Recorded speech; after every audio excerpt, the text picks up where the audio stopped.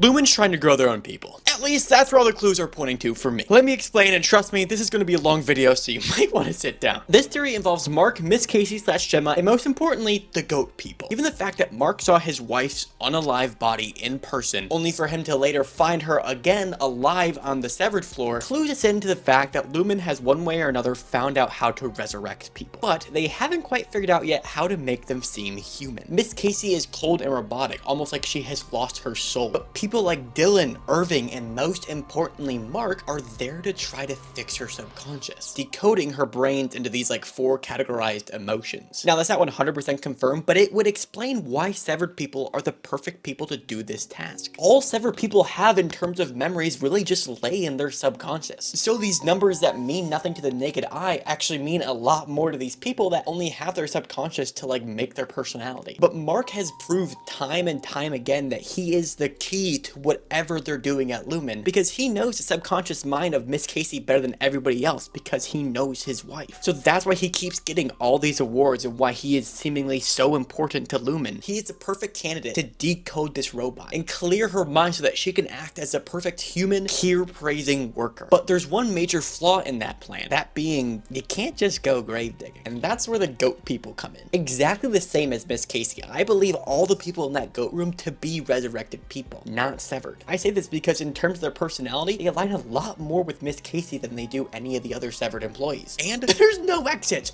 There's like no way for them to get out of there. And the same goes for the goats. How did they get in there? I don't think they were like shuttled in there. I believe they were born in there because they are test subjects for eventual humans. Because eventually Lumon wants to get to the point where they are just making their own humans. Their own humans that would undoubtedly praise Kier and never want to stop working. So with that said, the icing on the cake, I believe Miss Huang to be a young Miss Casey. Because the only reason I could see a child ever being allowed on the severed floor is that it was in fact just a homegrown Lumon child. So far in the past, Lumon wanted to control water because if you control the water, you control people. But you know what's better than that? Just skipping the middleman and just going straight to controlling the people. Severing people was way too problematic. Bringing people back to life is too messy legally. But making your own people? Yeah, no, that's still kind of messy. But you get what I'm going at. I love this show. All right, that's all for today. Praise Kier.